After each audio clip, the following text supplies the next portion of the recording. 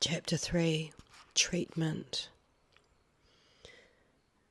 There was gorgeous array of colour as the men assembled for the evening talk of Abdullah. They came from the four corners of the city, each bringing a beautiful rug upon which to kneel or sit, their long flowing gowns and turbans making a particularly attractive picture against the sombre grey of the walls. Presently the warm, sweet voice of Jethro was heard singing while he played his harp. Call upon the Lord and he will answer thee. As the music died away, a hush fell over the assemblage as Abdullah took his place before them. My friends, he began, I shall speak to you tonight on the subject of treatment. It is a vital thing to speak of, for it is the practical appliance of prayer, and is a thing which concerns us all much. There are as many kinds of treatments as there are kinds of prayers. Some beseeching treatments, some defiant treatments, some I've done my part, now do yours treatments, and some practical application of the word which heals instantly. After a child has learned to read, there is no need of having him recite the alphabet every time he begins to read to make sure that he has not forgotten anything. He is advanced from single letters to groups of letters, and from groups of letters to groups of words, phrases, and from phrases to completed sentences. And the same thing is true in treatment. As a man advances in the knowledge of what treatment is, he ceases to go round and round to arrive. He makes a short, direct cut and hits the centre, the first shot. The way to begin a treatment is by denial. A quick, sharp denial of the lie, as if by one swipe of the hand you wiped out the existence of a mistake on the blackboard, or removed the dust from a chair. This denial would not be laboured or difficult. It should be with authority, and yet with no acceptance of the condition as a reality. There is nothing to fight or to fight with, for all is harmony and peace. After the quick denial has been made, the next thing is to back up your denial by the affirmation appropriate to the condition. It is a good thing to discipline the thinking and to train the mind so that it will call forth the direct antidote for error. In materia medica, certain things are used to antidote others, and a wise physician will have these at his fingertips. The same thing is true in overcoming. There are certain statements, when understood and properly applied, will act quick and get results. I do not wish to convey that one must stop and search about for the particular thing or thought that will counteract the trouble. He should so train his thoughts in times of peace and poise that when the storm breaks he has himself prepared to meet any emergency. Do you know that within the sacred scrolls there is something that will antidote every error of the flesh, and you can find and use it. You can catalogue these things as you study and make them yours, so that when the evil times come, you can defend yourself. As an illustration, we will take a test case. Suppose a man were to fall and sprain his leg. What affirmation after the denial of no accidents are possible to God's man would you make? They shall bear thee up in their hands, lest thou dash thy foot against a stone. Can you think of a more complete treatment than that? Is there anything that is not covered and wholly covered at that? If this statement is applied quick enough with the proper understanding that it is much more apt to bring about an instantaneous demonstration than had the person begun with the statement, God is good, good is God, God is all is good, etc., etc., until he came to the place that he could say nothing evil can come from God.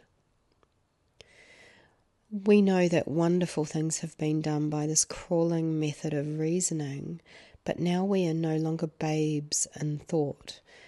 We have grown up and have come out from among them, and we are now about to come into our authority and dominion when the word is spake and it is done. When you treat, you enter the secret place, and there you find the Father within. You ally yourself with him and speak the word of healing to any evil or wrong condition. Do not be afraid to say, I will come and heal you. There need be no fear as to who does the work. Jesus used such expressions freely, and he told us to follow after the example set for us. When you are called to help, it is because your light has been shining bright enough to make an impression on the pilgrim who is seeking help. Then do not deny anyone this help. When anyone reaches out to you, they want your aid, not someone to whom you may refer them. And another thing is this, that they can get the help they are seeking from you. They have in their limited way been led to the place where help lies, and if it be you, do not deny them this, else if you deny me, I will also deny you. Remember that in serving the least of ye have also served me. As we go further into the promised land, we see that every thought, either good or bad, bears fruitage of some sort. Every idle word shall be given account of, and we begin to guard our thought and action as we would the pearl of great price. And well too, for this guarding saves us endless work later on. Do you know that it is the material senses that close the doors between you and God, and that gratitude is the flood tide of love which forces them open? The grateful mind has little to overcome because it makes little of the material problem. There is a very complete sense of happiness when we realize that God is working out his holy purpose in you, and that we are the consciousness of him and are here wholly to express him. Again, I bring unto your mind the importance of clearing the mind in the morning. Relax, let go, and bless everything. It has been said, and truthfully so, that the man who can keep his mind sweet until 10 in the morning will meet no further obstacles during the day. This I believe, for during that time you have so fortified yourself that there is no possible chance for error to become real to you.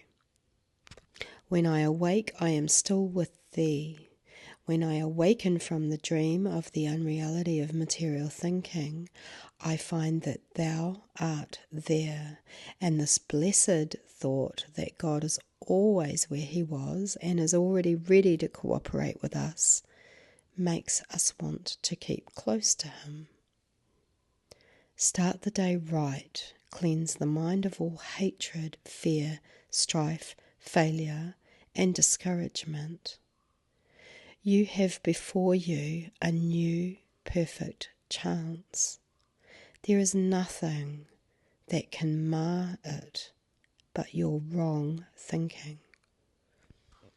In the schools, we learn that the two laws generally primary with man are these: the law of self-preservation and the law of self-interest. We do not have to stress the fact that this is true materially, for all about us we see it. But turning spiritually to man, we find that the same thing is true there also. We are constantly working in truth to have better health, more riches, better homes, and more peaceful surroundings. We are constantly trying to bring more of the Christ power into play in our lives. And this is right too, for there is no way to help more than by making ourselves strong and well. When you manifest strength and health, you are a living example of your faith. When you manifest supply and abundance and at the same time follow close after the Christ, you are only bringing out one of the divine laws. To be perfect, man must bring out all the various phases of mind. We must be every whit whole. In order to have, we must give. The open mind can receive more than the closed one, and the same is true of the hand. If your mind is shut up, grasping the seed of truth, it cannot grow, and consequently it cannot multiply. We must give to have. Pour out your love abundantly to everyone that asketh, and it shall come bounding back to you tenfold. I have never known this to fail. I have always received tenfold for everything that I have given out. If I give health through the understanding of principle to another, I, by that giving, get a better sense of health than I had before. Every time I can prove the law of God for another, I am more convinced that it is the truth, and I am made that much stronger in the truth. The old idea of sacrifice is but the new idea of giving. The thing that we offer up is that which we get back tenfold. There is a law back of this.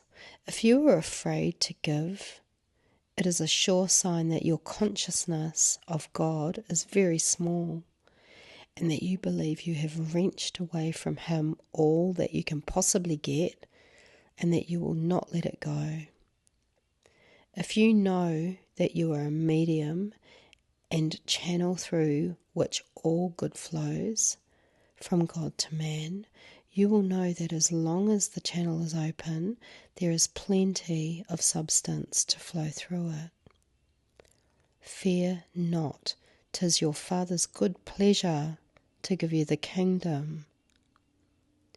The kingdom is within you, and you can possess it by entering into a co-partnership with God, by asserting your birthright, coming out with authority because you are a joint heir with Christ. When you study and realize there is nothing which can separate you from the source of all good, then you know that what you give is not yours but the Father's, and thus you know you cannot be impoverished by letting go of it. When man is born again, he passes along the way our Master went. First comes the birth of the new idea, then the grand and glorious awakening to the truth, later the baptism. Up to this point, the young overcomer makes big strides. Then comes the temptation, wherein he is thrown down from the mount into the valley of depression and despair. He has now his wings clipped because he did not have understanding to sustain his ethereal flights.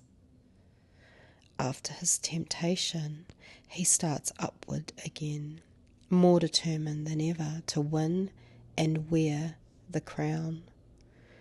Temptation again dogs his footsteps and lurks behind him.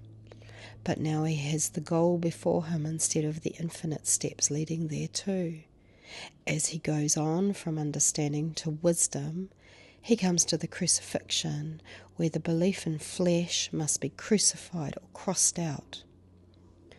This is the agony of Mount Calvary, where the whole world is against the pilgrim, and he is forsaken by all to work out of creation in matter.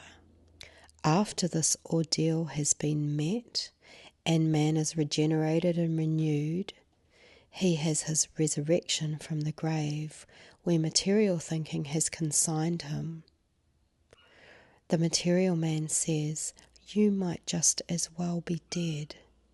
But the spiritual man realizes that true happiness and glory are only possible when the material thought of creation is entirely stamped out and destroyed in his consciousness. After he is resurrected, he makes his ascension and knows matter no more as a reality. As you work in truth, you will realize that the spiritual man is so much greater than the poor material concept which you have had with you for so long that you could not recognize any likeness whatsoever. It is like an artist who conceives a beautiful picture in his mind and tries to reproduce it on canvas. But the best of them admit the complete failure and know that the real picture, which rests in mind, is infinitely more beautiful than their best efforts. So is it with the spiritual man. The material man, which is seen as a poor counterfeit of the picture or concept held in mind. That is the end of chapter 3.